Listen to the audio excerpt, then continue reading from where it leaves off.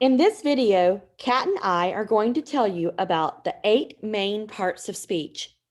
To make learning the parts of speech a little bit more fun and exciting, we're going to use a list of words that you choose and add to a JamBoard at the end of the class to create a few Mad Lib passages that we will share with you all next Wednesday via Dr. Weber. Can you tell us what part of speech the word dog is? Is it a noun, adverb, adjective, or interjection? That's right, it's a noun. How about the word smelly? Is it a verb, adverb, adjective, or conjunction? Hopefully you guessed that smelly was an adjective. Now, what part of speech do you think the word running is? Is it a verb, adverb, adjective, or preposition? Did you guess a verb? If so, you're on the right track. Now we are going to share the definitions for each part of speech.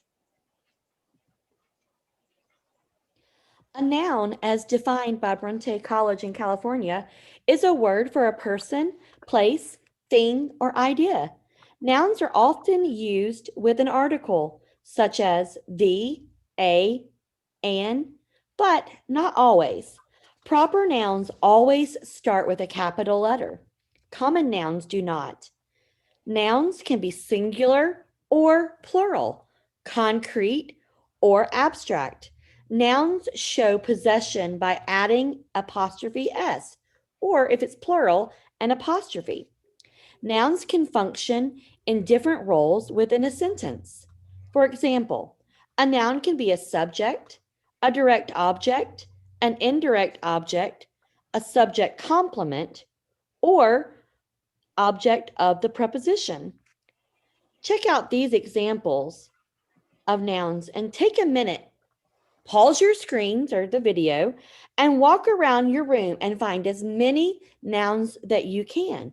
Remember, they're persons, places, and or things.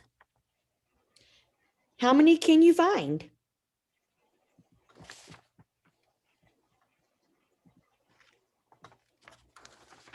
Here is the definition of a pronoun. A pronoun is a word used in place of a noun.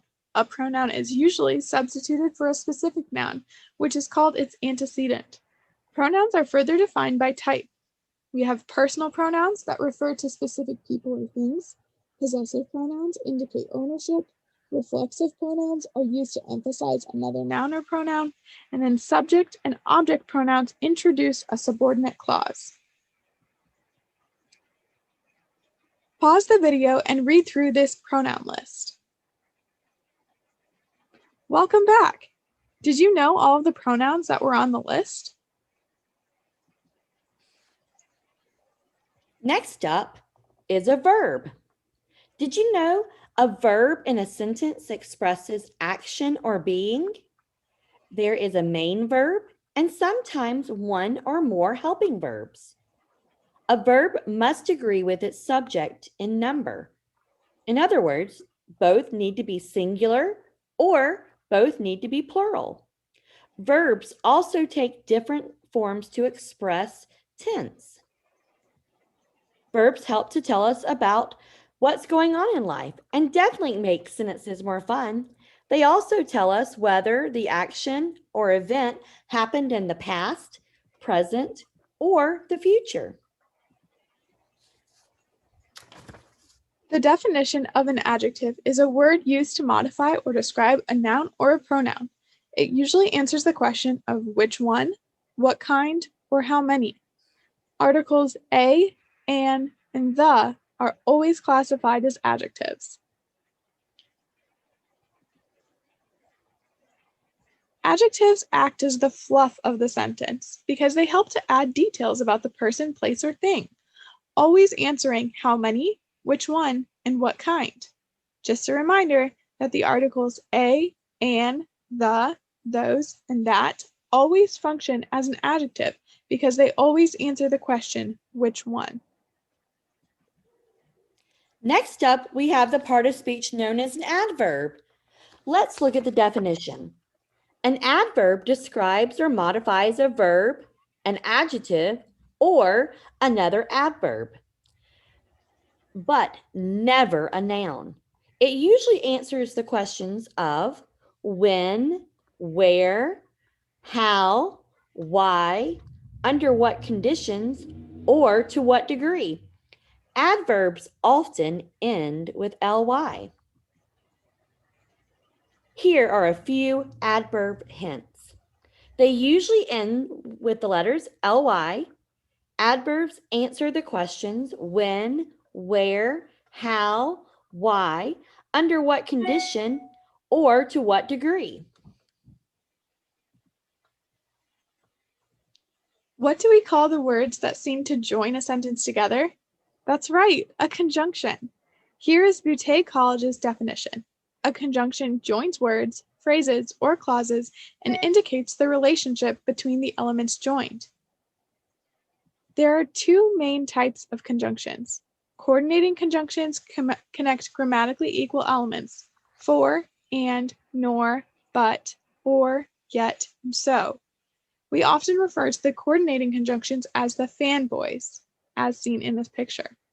There also are subordinating conjunctions. Subordinating conjunctions connect clauses that are not equal, because, although, while, since, etc.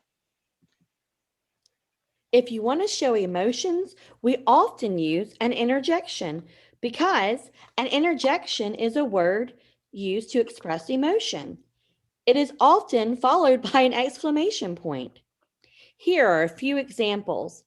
Wow, good grief. Hey, ouch, hooray. Oh, oops, oh no. Lastly, but definitely not least, let's look at the definition of a preposition. A preposition is a word that shows the relationship between a noun or pronoun and some other element in the rest of the sentence. Well, that was kind of a mouthful. Let's make it a little bit simpler. A preposition hooks nouns or pronouns onto the sentence. We have a catchy song highlighting a bunch of different prepositions for you.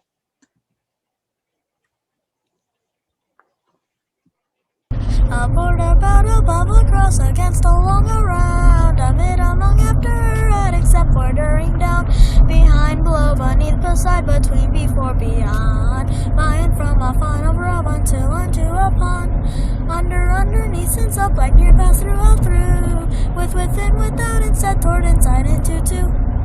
Let's look at this example of a prepositional phrase from a book called Smile.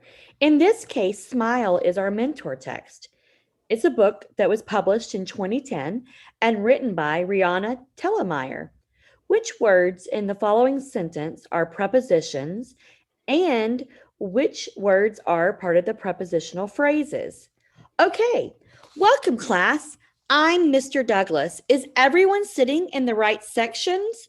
Flutes in the front, clarinets over here, saxes on this side.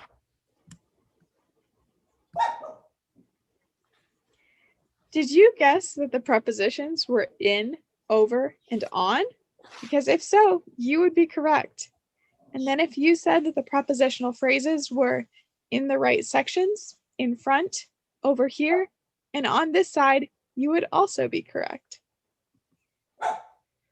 What words are in the following sentence the prepositions? And as a bonus, let's also find the prepositional phrases. The cat was hiding from its humans in the yellow box. Hey, Trevor, this one's a shout out to you. Meow! The cat was hiding from its humans in the yellow box. If you guessed from and in as the prepositions and from its humans and in the yellow box as the prepositional phrases, you would be correct. Sit back and enjoy a song about the parts of speech. Now this is a song all about how you can learn parts of speech right now. Got a pencil in your hand, a notebook in another, and I'll tell you how I can have better grammar than your mother. First part of speech is called a noun.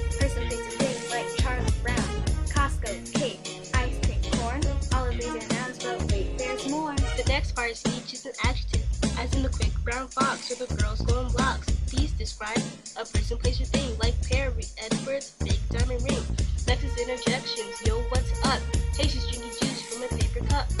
Those are interjections, but wait, there's more. We're almost done, so don't get bored.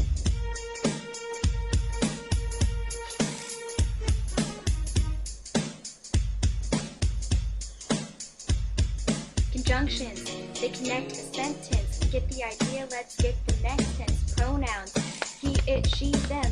We, they, I, you, get the whim.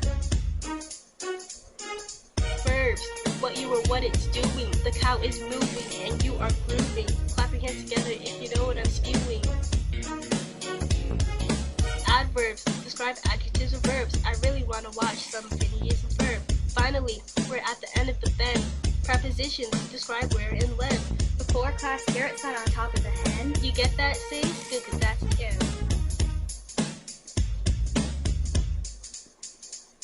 Well, we're all done. Hope you had a blast. Join us next time for another grammar class.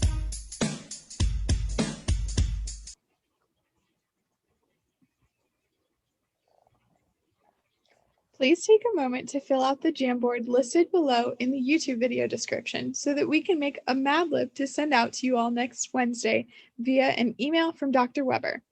After you finish adding to the Jamboard activity, you're done. But remember, be creative. All of our definitions came from Butte College's website, butte.edu.